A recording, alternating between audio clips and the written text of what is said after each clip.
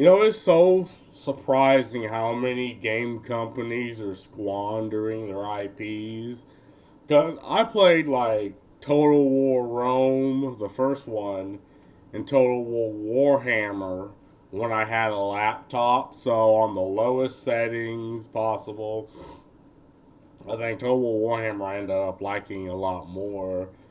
My first faction I played was the Vampire Counts, and they were kind of broken in the first one because yeah, your entire army will crumble, but the one actual human character was the Necromancer, and they would not like you could lose every single unit in your army, but they just wouldn't run. They wouldn't. They just run. You could run around with the Necromancer and Wind of Death armies to death. But now, Creative Assembly of Total Warhammer 3 Immortal Empires is in this odd predicament where they just keep releasing like rival faction packs that have units locked behind them. And if you don't do the half off with it, you're effectively getting scammed because okay, let's say you don't buy the packs but you want to play Skaven. Well, a good portion of the Skavens like war machines are behind I think the pack with tr- Craven Tail or Tretch. So, okay, you're effectively playing the Skaven, but you're neutering yourself unless you drop another $10. I think it's like 20 something dollars now for the pack that gives a lot of their war machines, which is a full might of this game. And it's the same thing with the orcs. Like, if you do not get the Grom and the Paunch rival packs, a lot of the units you're just not going to have. Now, Total Warhammer 3 did the one thing where you do not have to buy Total Warhammer 1 and 2 to play the Immortal Empires. It's just you won't be able to play the factions, and I think that's a good thing. But Total Warhammer 2, everyone agreed was superior because, if you have turns going into the 2 and 300s, at that point, you just cannot die with some factions because, one, the AI shits the bed. So you effectively have to give the enemy AI cheats to even stand up to you. And this has even come from me, someone who plays like Bretonia. I play the Tomb Kings. I mean, the Vampire Coast is kind of a meme faction, but Vampire counts. Factions that have their strengths but have their weaknesses and will kind of flounder versus factions that are just objectively better, like the High Elves, the Empire, the Dwarves. I mean, factions that have gotten a lot of support, a lot of units, a lot of mechanics that just make them objectively better. Now, I've been playing Tomb Kings for a long time, and I know how to deal with the dwarves as Tomb Kings, but a new player playing Tomb Kings would get absolutely obliterated. And it's also the fact that, again, there are factions that they do support because people do play them, like Cathay and Kislevs, and there's factions that they do not support because nobody plays them, like Bretonia and the Tomb Kings. So that's the odd position the Immortal Empires is, but Creative Assembly survived, but Sega holds a gun to its head. And again, this is also the fact that Creative Assembly makes business decisions. They don't make creative decisions. Like because of the war in Ukraine, they refuse to release any more things for Kislev, and it's like, what the fuck does the war in Ukraine have to do with your fucking game? And they'll release a lot of things for Cathay. I mean, in that faction, you literally cannot lose. Like they're just releasing factions now that you would have to try to lose, as opposed to factions like the ogres, where it's an uphill battle, right? Or if you're playing, I don't know. Well, no, they released one Nurgle faction. That's good, but again, Bretonia, where it's an uphill faction. Like if you want to play Bretonia, you play any other Bretonian faction that's not in Bretonia, because in Bretonia you have the orcs, you have, you know, eventually Chaos Warriors, you have the vampire counts. You'll eventually have Slanesh. Like, there's so many factions that are just better. Beastmen, like wood elves, factions that are just objectively better that will cream Bretonia, like the physical land of Bretonia. So I'd play Bastogne, which starts in Lustria, turn all of Lustria into farmlands for the Fey Enchantress. You know, 9/10 goes towards the Lady of the Lake because we're in her OnlyFans and simping for her. Then I try to go to Bretonia and, I mean, effectively save it because the AI just does not know how to play that faction. But anyway, enough of my soapbox. Let's get going. What the fuck are you doing? 2023 and 2024 have been pivotal for... I always forget to do that. Let's do this. Creative Assembly, a now 37-year-old company. And if you were to sum up their 2023 in one word, it would be disaster. It was the worst of it. They were a company seemingly blind to criticism that were taking players for granted. They were constantly ratcheting up their monetization whilst decreasing the value proposition of their DLCs. Yeah, they believe that you, the consumer, should pay for their bad fucking business practice. So if, say, they released like what was it, Total War Pharaoh, and it flops, every other content they come out with, they will raise the price just to make up for their fucking failure. Like, they believe you, the consumer, you, the customer, should pay for their failures, and that's something I don't agree with.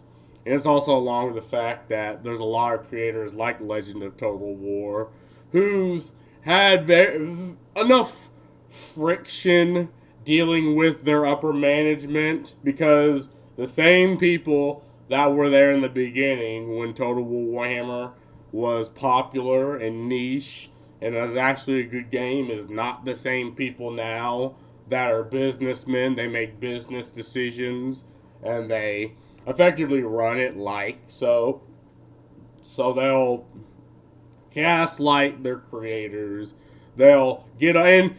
Legend of Total War single-handedly sells the game for, you know, Creative Assembly. Like 500,000 subscribers, 200,000 views. If only 5% of these people play the game, that is a net positive for Creative Assembly, but they don't see it like that.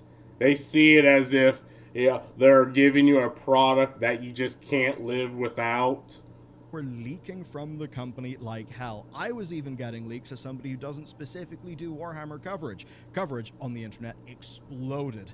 But today, a trip to Warhammer 3 in Steam does paint a little bit of a different picture, and we've even seen a project be greenlit in the wake of Sega gutting their European operations that maybe says a little bit of nature's healing. But first, the context. It really is hard to overstate how screwed they were. So first up, Sega cancelled Hyenas. Hyenas was their immediately mocked extraction shooter that allegedly had hellish development, which was apparently the norm for their console division. Yeah, I talked about Hyenas. It was their attempt to move into a different market, but you can tell just by the design that was made by people who clearly had an ideology behind it. Like, they didn't care for a product to make the product for the consumer. They just wanted to make a product for effectively ESG. And it flopped, and Sega's like, what the fuck are you doing? And they're moving out of Europe because I heard that European companies need to release their ESG, right? Like by law, they're being forced to release their ESG scores. And obviously, these are things that give them government grants, government effectively free money. And if you have a very high score, a very high risk score, well, that tells the shareholders, well, we're not going to really want to invest in you because your ESG is very high, and you might get in like trouble with Europe. You'll get in trouble with the people you hire, the consultants you hire in your company. Like Europe has this bad habit of destroying its own industry, like because there's just so many environmental policies, so many like imagine an entire country ran by HR lady and bureaucrats to where you just cannot raise a company, and they're getting oil from Russia. They have American military. They're getting all their products, and appliances from China. Like the EU really isn't like it's a position that is not earned because they are a superpower, right? But they haven't earned that position. But as that was happening, I really don't want to get into EU politics. It's like I don't care, but it's so odd. And you would think it's probably why Sega's stepping away. They're like, okay, you are not giving the consumer the product they want, and you're doing things outside of giving the best game and the best consumer experience. Why would we do business with you? Warhammer was going through a complete crisis of its own, and for them that was really bad. Warhammer was pretty much the pillar of their business. Warhammer 3 had a messy launch, and honestly that's putting it lightly. The DLC strategy they rolled with then burned their fans, and then Total War Pharaoh happened. If you thought that shrinkflation was going on, it is the game that would prove it to you. It was a smaller saga game in scope. Yeah, they made a lot of these like Total War sagas. So like Bretonia was one of them. Pharaoh was another. I think there's like another one. I can't think. Like Troy. And again, these were.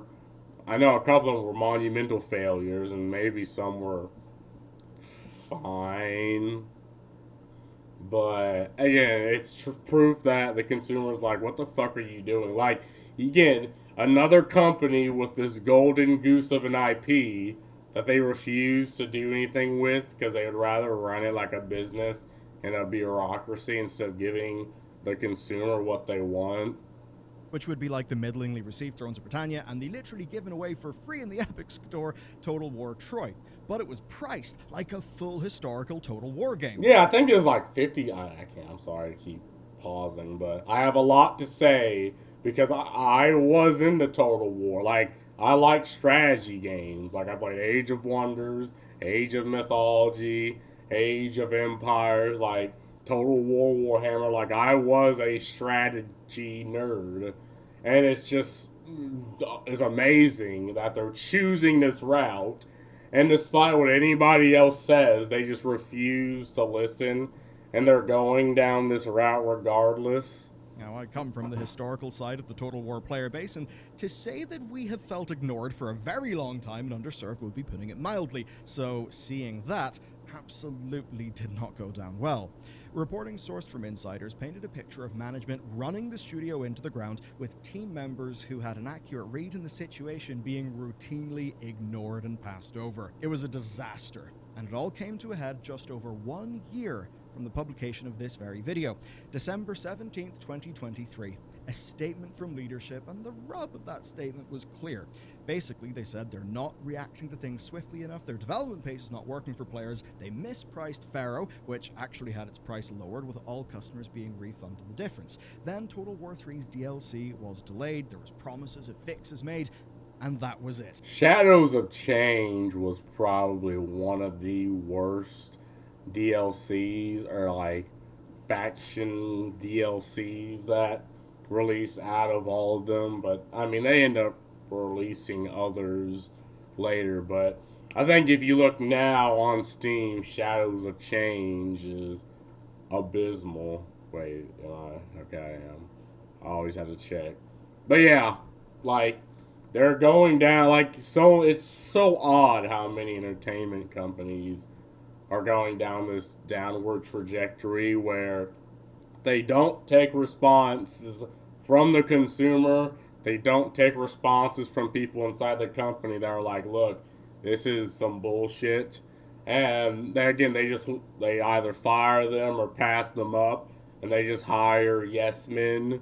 It's like they're just running it like any other company, mass producing a product, but that doesn't work because you're mass producing entertainment and mass producing effectively art, and it requires somebody, and you may hate that, but it requires someone that actually knows how to, make game for gamers, the smelly fat nerds in the back that know how to make a game for other nerds. And we knew this because they made games like Rome and it sold well. It actually put Creative Assembly in the AAA market, but now it's just a bunch of, you know, upper management that thinks games are. They probably don't think games are for children and they can just mass produce any other product, but. And they don't listen to the consumer, they don't listen to the people within the company. And now even Sega's gonna step in and be like, what the fuck are y'all doing? That made their big claim.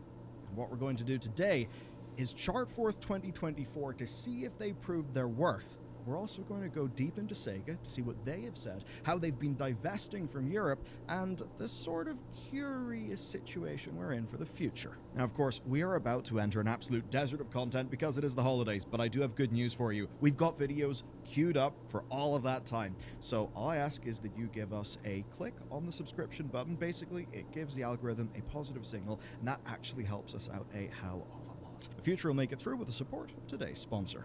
I'm going to If you ever want to know why I block ads with Pi, this is why I block ads with Pi. I just found what may be the big tackle Total War. Hold on. Give me a minute, because I don't care for ads. Boop, boop.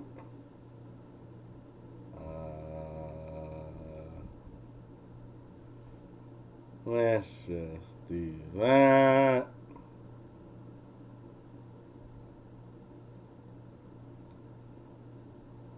Alright, where are we? 2023 and 2024 have been pivotal. I'm going to tackle Total War Pharaoh first, because it's a little surprising as a story. It's also over. The very final update launched July 25th, 2024. It was called Dynasties. Creative Assembly Sophia basically added much of the Total War Troy content to it, but they reworked it to fit Pharaoh. And as an overall piece of content, Dynasties really is quite substantial. You get double the world map, many more factions, and it was basically a large-scale Bronze Age Total War game, at least in the sort of location that the Bronze Age is typically thought about the most, but And the problem with most Total War games outside of, like, Total War Warhammer is a lot of it is just samey.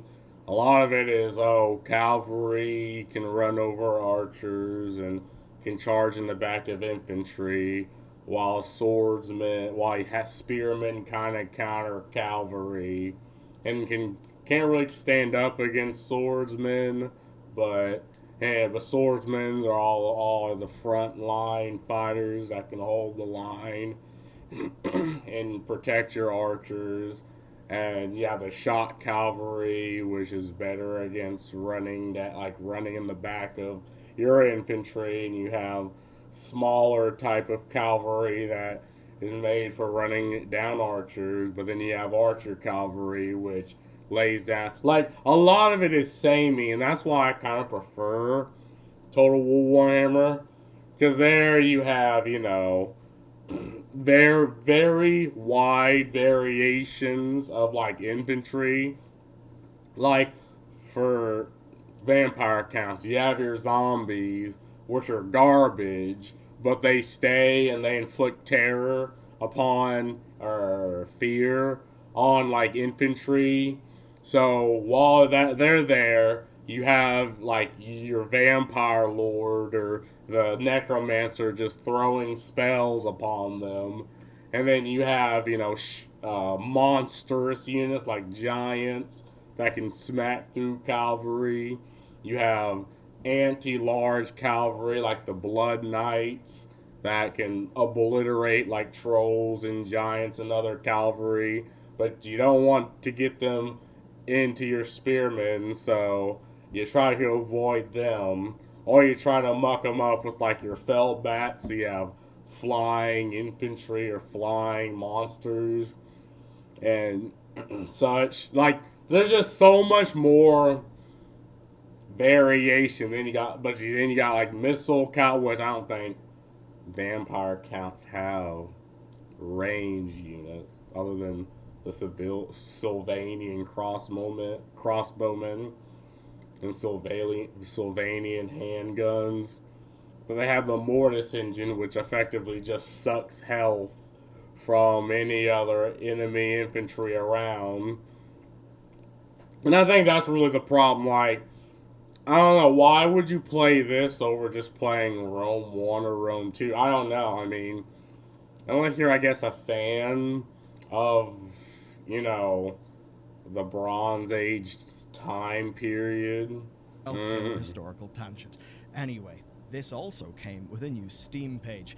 It actually turns out it was a full new client. It was separate to the base Pharaoh client, and that meant that mods and saves would not transfer over. Hopping over to Steam, we can see the base game's recent and overall reviews are still mixed. 64%, 3,268 reviews in total, and just 44 recent, but that's because Dynasties exists. It released in July, it's got 2,689 reviews, 84% positive, which is radically better, and 259 of those reviews are actually recent. Now, that is by no means a large game and a massive success. I think it's going to be a long time until they see ROI in this, but looking at player numbers, we are routinely getting between 600 and 1,200. And again, that's fine for games of this caliber. I mean, you're into strategy games, so that's already a niche of people in computer strategy games. That's a niche of a niche, right? And then you have real-time strategy versus turn-based strategy, top-down type deal. You have a lot of casual players, but you have quite a bit of competitive players. I think it has like a competitive multiplayer. So yeah, and what I'm saying is, I mean, these are fine numbers, especially the fact that, again, a good brunt of their player base will just play Total War Warhammer, right? Because it has, again, like I said, the majority of variations and majority of factions and things and mechanics. And it just aesthetically looks pleasing. Like, the Skaven look like Skaven. Bretonians look like motherfuckers on horseback and knights. Chaos look like the end time demonic forces of darkness. I mean, it's just, in my opinion, it's just better, but people will disagree. But actually people playing that game and presumably having fun because they've left an 84% rating. Which kind of makes sense. I mean, there is quite a lot of content in that now, especially if you didn't wear yourself out in Troy. And I think why it's relevant is because most companies faced with this situation would just cut and run. Whereas here, from a business sense, at least this will live in their back catalogue, it will get some sales, but perhaps more importantly, they live in a world where Warhammer 3 fans are worried, and if they see that another game in the Total War lineup has basically been abandoned amid staff cuts, Hein is going under, that would shake confidence, and that shaken confidence would hurt Warhammer 3. Of course, gotta talk about Warhammer 3. Okay, numbers. August 2023 saw Shadows of Change release. They sure were Shadows of Change. It was a disaster. That's the DLC that started the player revolt in earnest. Not that people were happy because, well, the Realms of Chaos campaign kind of blows the game. Yeah, the Realms of Chaos for Total Warhammer 3 was abysmal. Like,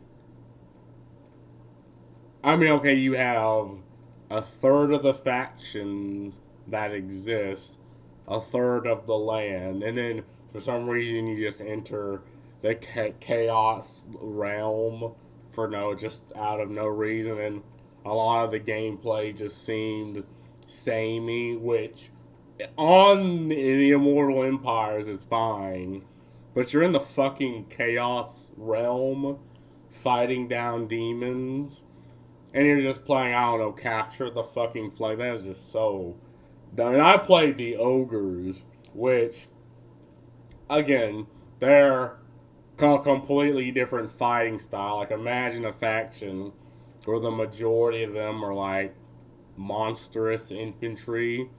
So any type of missile units will fuck you up. Any type of anti-large will fuck you up. And yeah, they have mechanics that can kind of go around that, and units that can, but for the most part, you're going to have a hard time. And even with them, it's just like after a certain point, I just steamrolled. Like with Cathay, you steamroll anyway because it's the new faction, so it's like the Empire. It's a faction that you can just be dumb and play because they just have good units. But yeah, a lot of people did not like the Realms of Chaos.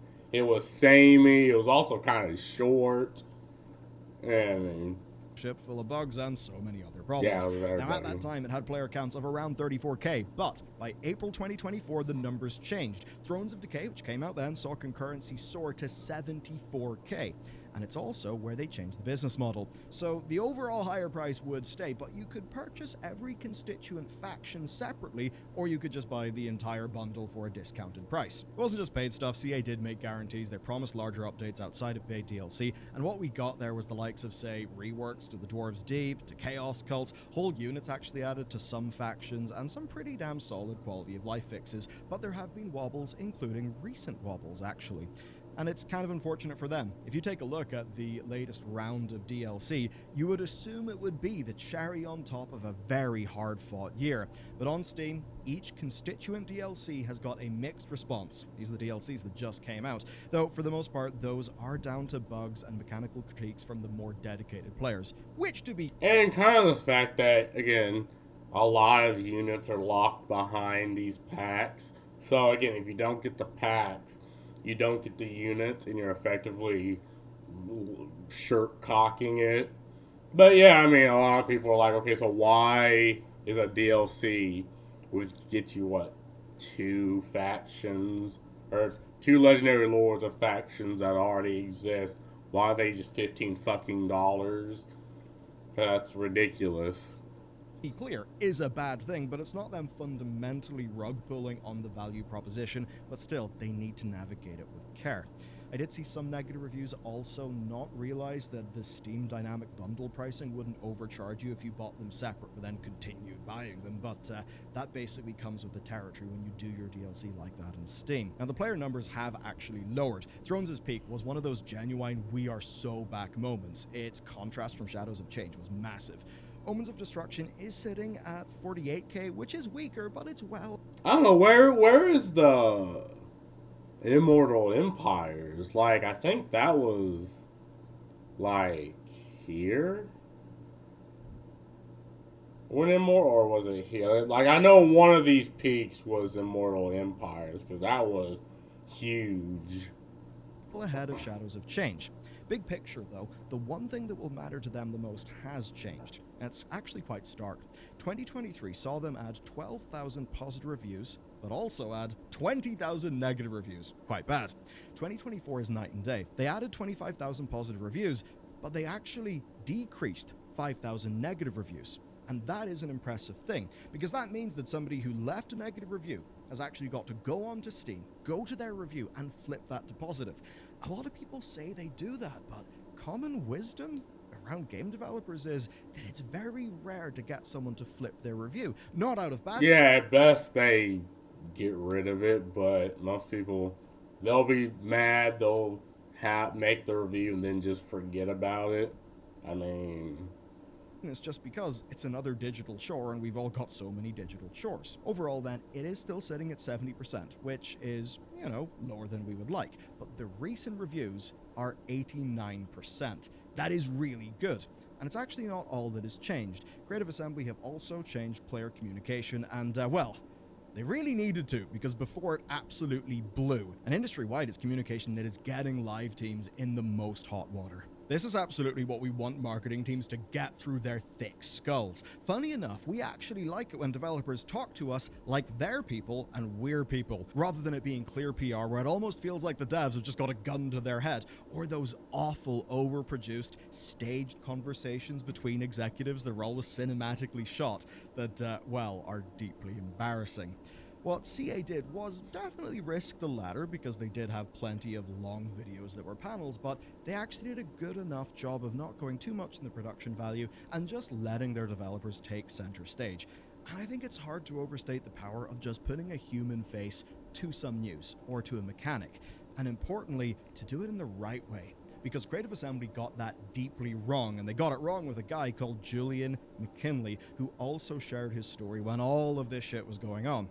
Basically, Julian was held up as the face of Rome 2's shit show of a launch, especially problems related to AI. I was there when that game came out. Oh boy. Oh yeah, Rome 2. Yeah, Rome 2 is what kind of just got me off of Rome, just period.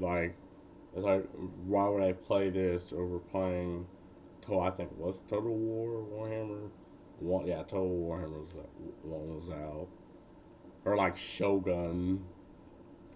Yeah. The AI was really, really bad, and coming off Shogun 2, which was, at least pretty damn refined for what it was a big step back and a major disappointment.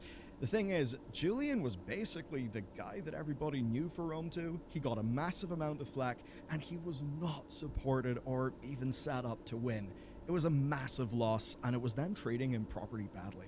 As for now, and again, as somebody who's basically a lifelong fan of this genre, fans sometimes, kind of pissed off a lot of other times, I do think their communication is way better. It is more humanized. It does make me feel like I've got a better connection to those developers and that I'm more willing to listen. That is a big win. And so far in this video, it does seem like a pretty damn strong scorecard for the company.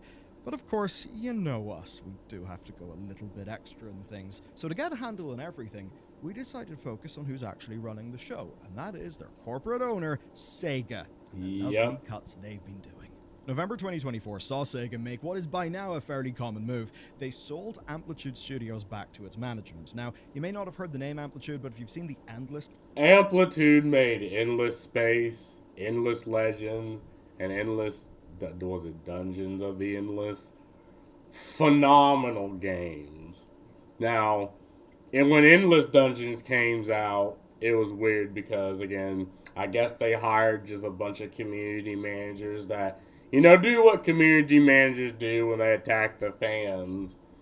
But, again, Endless Legends, Endless Space, Dungeons of the Endless, amazing games. Series of games, it's basically that dev. But let's hope that their fate is not as dire as their last sale, which was Relic. And when I say Relic, yeah, that's Relic, the one who has made... The ones who made, what was it, the Dawn of War series? Was it Dawn of War 1 and 2, Dark Crusade, Soulstorm, Winter Assault? What others? Yeah, for the Warhammer 40k. Many real-time strategies, and of course, had their hand in Space Marine 1 quite a long time ago. Yep. Before Sega sold Relic, they actually laid off 121 people, but then shortly after Relic went independent, they had to lay off another 41 people, with leadership basically saying they needed to reduce their costs in order to survive. Pretty damn brutal stuff. Now, this Amplitude sale was framed by Sega as, quote, concluding the structural reforms that have been taking place in Sega's European business, which basically translates to, we're getting the hell out of Europe as much as we can, and we are cutting those costs down. Being part of Sega EU was absolutely not a good time. It did lead to at least some of the issues that CA faced, And where it's made quite clear is this recently filed financial report. Now, it was filed recently, but it does detail up to April 2024. Going through it, though, it is notable how little focus the European division of the company has. You've got Total War 3 making the cut, but barely, while the rest is Sonic, Persona, Like a Dragon, and of course, Pachinko, which we all love putting our endless money into. Yeah, Total War's logo is there, mentioned alongside Football Manager, but there's no sales milestones. There's no big release. There's no good news. It's basically barely mentioned. And the document does not have nice things to say about the European operations as well. They say this: we prioritized autonomy of the studios in the European region too highly. Yeah. Yeah, too highly. Again, because the companies had to adhere to the European law and European culture and not to that of Sega, which is like, make a fucking good game. Now, obviously, Sega's a major business and they want to make money. But I think Sega Japan has a different type of culture than the European culture and the European marketing and European businesses. It just makes sense. They're like, yeah, we want to get the hell out of here. We're losing money. You know, we don't want any of that. And in the document, Sega claims that this led to dropping profitability, leading to layoffs, studio sales, projects in the medium term being cancelled, and a re-evaluation of the asset value of titles, which in other words basically just means a lot of cuts. Yep. And not just development and staffing. Another thing has changed. Publishing functions were taken away from each of the European studios, now being made separate from their dev teams. And so if you were to wrap it all up in layman's terms, basically Sega said that they let their European studios just do what they needed to. Sega would greenlight stuff, send along the money, and everything would be fine. And again, they took the money, they made Hyenas, which was an abysmal failure. And and they made the Total War sagas, which maybe like one of them was okay, the rest were failures. And Total War Warhammer 3 is being left to flounder. It's like, yeah, you can see why they're like, why would we stay in here? But then, of course, the costs soared and profitability ran away. And this thing's quite interesting. Teamer222 found some LinkedIn budget leaks, and they put a lot into perspective. On that, we can see Rome 2 having a budget of £30 million across 200 people. Shogun 2 cost a mere 15 million, right? Which is barely any compared to most modern games. And you see similar for other projects like Total War Attila. Post-pandemic, though, European cost of living has soared. The economics have weakened. There was a period of a hell of a lot of competition within the game sector that just drove wages up. And, well, both Total War and Company of Heroes also, as franchises, happened to struggle when all of that was going on. We then add to this the absolute money pit that was Hyenas, and you can see why Sega looked at all of this and thought, God damn it, we want out. I mean, normally in a video like this, whenever we're talking about what the big corporate office is doing, the framing is that they're being really, evil and mean. And obviously it's hard to make a call there because there are so many details that as members of the public, without robust leaking, we just don't exactly have. But you look at the performance of... But again, we don't know, but what we do know is a lot of these games, a lot of these projects are costing a shit ton of money to make, but they're not having any return on investment. Like, that's what we're figuring out and seeing. And obviously Sega's going to be like, yeah, why would we do this? And again, over, that culture over there versus the culture in Japan, that of, actually trying, like, they're both companies and they're both wanting to make money, but again, one has one view on its consumer and its product, and the other has another. With these companies, yeah, times were rough. Hyenas, what the hell was that? Why the hell did Sega even greenlight that thing? All pretty damn strange. And for Sega, well, they just had to take a look at Atlas and RGG. The infinite Like a Dragon games. Persona always selling amazingly. And I know they say comparison is the thief of joy, but good God, when you're making that comparison, no wonder Sega grabbed their axe and just started swinging wildly in the direction of Europe. And of course, as a publicly traded company, they had to be seen to be pruning what was no longer performing well. Now that is actually the worry today. The external state of the Total War franchise has undoubtedly improved. They did the right thing with Dynasties, and we can see 89% recent positive reviews for Warhammer 3. But with Sega doing everything they're doing, what about the internal state of the studio behind it? It has been hard to work out what they're doing next. Officially, Creative Assembly marked their 37th birthday. They confirmed that historical and fantasy projects are in the works for Total War, but also that they had an unannounced project. And that really was interesting. There were various leaks suggesting a World War I game being in development at some point, I heard a about Star that. Wars title, and of course, Warhammer 40k. Turns out that project anyway was none of them. It was Alien Isolation 2 being made under returning original director Al Hope, which really is quite the turnaround from Hyenas from their console team. And it's quite interesting. It turns out that Alien Romulus, a movie which I do have to say I really did love, it was inspired by Alien Isolation. And if you think about who will remain from Hyenas, well, I mean, come on, Hyenas. They worked on a hell of a lot of space stations, and plenty of those people will have worked on Alien Isolation 1. And to me, this is one of those things that almost says, could nature be healing in some way? Because I think so. I think the gaming industry is healing because now the consumer actually has a say.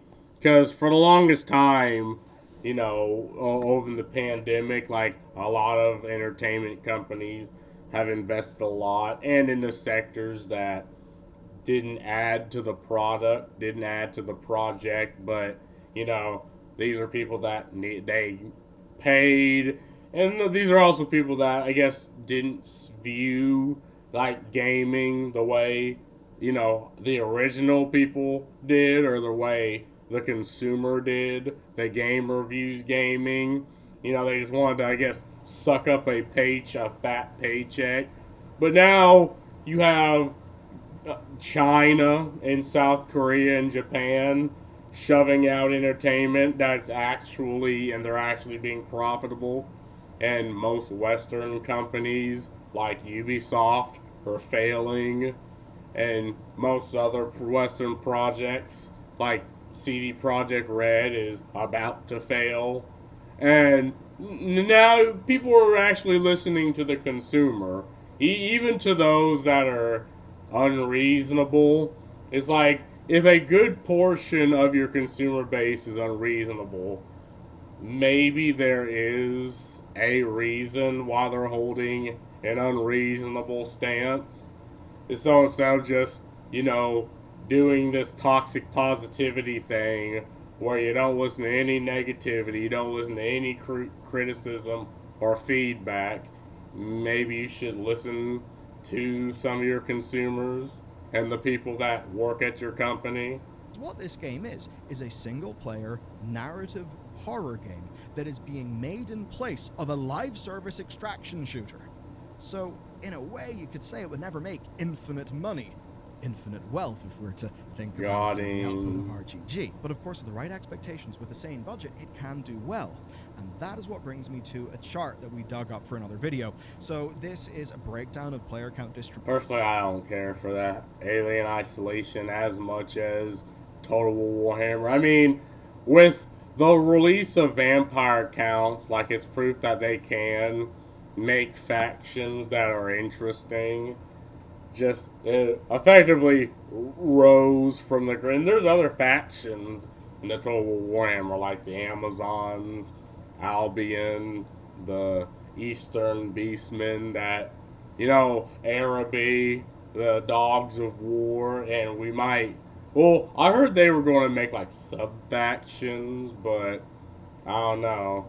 Right now they're just making faction packs for already existing ones. Contribution from one of just the game industry's most experienced analysts. You can see 75% of player concurrency is captured by just 5 games. So to survive and actually make the shitload of money that they would want, Hyenas would need to, as a live service title, take a big chunk of that top mindshare. That's going to be extremely hard to do at the best of times, even more so when you're fighting like all of the other video games on Earth, and also Bungie's Marathon, which is doing something similar. And we need only look at the last few years to see how many companies have broken their back trying to chase the live service dream. So what we see here then appears to be, and this is shocking, but a reasonable game that has a creative reason to exist that doesn't seem completely doomed to fail. That's a bit weird to see in 2024, but there it is. As for the Total War franchise, We'll need to wait and see. There have been leaks to so many creators that I don't think anyone's been lying, but leaks are only accurate as of how up-to-date the information the source has, which won't always be up-to-date. I suppose I'll leave it at this. The second they press the Warhammer 40k Total War button, they'll have infinite money, and I have to imagine Sega will be pretty okay with that given how Warhammer 40k has just kind of turned into the biggest thing ever. So, unless they do what Dawn of War 3 did. I don't know. If they just go back to, like, I don't know, Dawn of War, Dark Crusade and that era, I think a lot of people would be fine with that. That's the story there. That is, on balance, a pretty good 2024 that at the very least with Isolation has got a happy ending. Not all stories do, and for a spicy one, watch this next.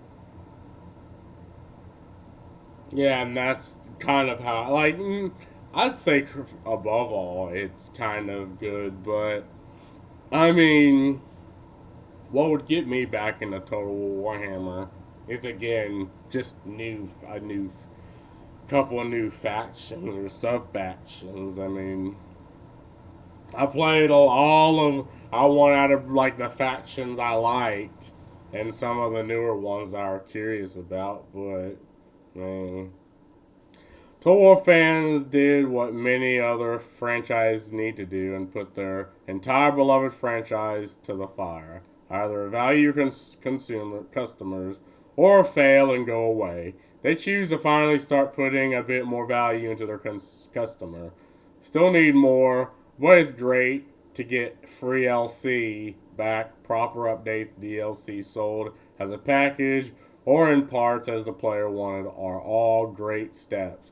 Hope they keep this as a base standard going forward from now. Yeah, the problem is this used to be the standard, but they dropped it because, again, I guess they hired an upper management that just didn't care.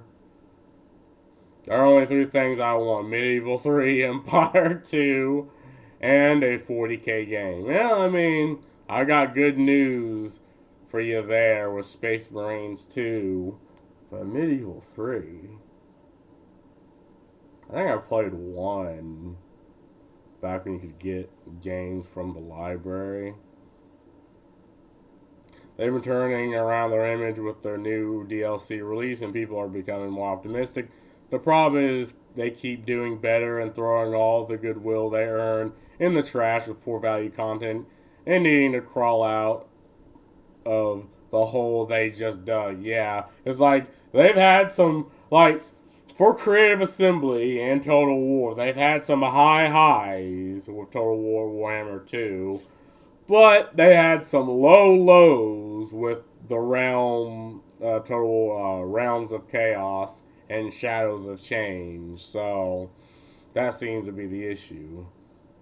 All developers should be held accountable for their failures and know that they are still in business because their customers have made that possible. Again, there's a difference between the developers and the upper management. Like, a lot of people hold the same idea as back in, like, the early 2000s. But you gotta understand, when a company becomes so big and they delegate so much, the actual devs doing the coding and the changes, I didn't mean to do that. 2023 and 2020. Like, the actual devs doing the coding and the changes, you see that they have very little say in the end product. And you have most decisions are made by a committee or by upper management or by consultants, a lot of artistic decisions. So I think that's where AAA gaming has become. Again, it's not a couple of smelly dudes in their mom's basement making a game that they would play and hoping you'd play it. It's effectively corporate bureaucracy trying to mass produce art. Honestly, CA deserves it. Bad C suits, bad corporate suits, very bad. They need to update their engine and fix their tech depth. Yeah, they are running off a very old engine. I think they're still running off Rome 2 engine, if I'm not mistaken. Does it mean that Total War It's Total War on Total War. Thanks for the title, bro. Yeah. Hold on. My mouse is running out of batteries. Thanks for the title. But, I mean, yeah, if they make bad decisions, fucking obliterate them. The issue with Pharaoh, the content creator, don't like the game. Not gonna lie, that influences me in buying it. I'm not a mindless puppet, but I tend to find they're typically spot on. The issue with Pharaoh, the content creators don't like the game. Not gonna lie, that influences me in buying it. What the fuck does that mean? I mean, a lot of people are conscious, consumer conscious about the product they buy because shit's expensive.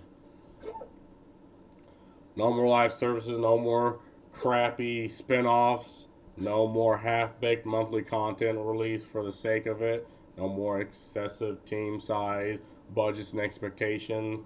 Sounds like a win to me. Yeah, and again, when people hear live service, they just think, oh, predatory monetization, predatory FOMO, exploitation, season pass, all that type of stuff. And again, you hear a lot of the word live services. It's like it's like a slur. It's like people are like, what the fuck? What the hell is this? I feel that Total Warhammer is the best and the worst thing that happened. The best because it's just that popular. The worst because the historical games just got a back seat from the community just because Warhammer is that big. Well, again, I mean, with Warhammer, there's just so much more of a fantasy aspect than historical. But I think historical has a place. Like, what was it? Total War Arenas that got shut down, and a lot of people like Total War Arena. It was like it's kind of like multiplayer, but the player, had like 3 units, and it was I think 30 on 30. So you had 5 players on each side, and they had 3 whole units with hundreds of soldiers, and they just did stuff. Like arenas was an interesting concept, but they completely shafted it. This really was the year of blind, incompetent leadership for the video game industry. Yeah, and again, it's odd because this is just across the board with any AAA company. It's like just incompetent leadership hired on based off some level of nepotism, whether it's ideological or corporate nepotism, and they're trying to mass produce a product, but that just doesn't work in video games. I wish they fixed Three Kingdoms. Good luck. I got bad news for you. I think they're dropping Three Kingdoms altogether. But yeah, I mean, that's all I gotta say about this. I mean, CA, again, if they release new factions, I'd go back to playing Total War Warhammer 3. Like, why wouldn't I? I mean, again, they have a lot of old Total War text to go off of. Hell, even Albion, it doesn't have to be a big faction. It doesn't even really have to be competitive. Just something different than, yet another Cathay Lord, yet another Skaven Lord, yet another Kislev Lord. Like, I mean, go into this whole sub-faction thing. That's all I gotta say about that. Peace.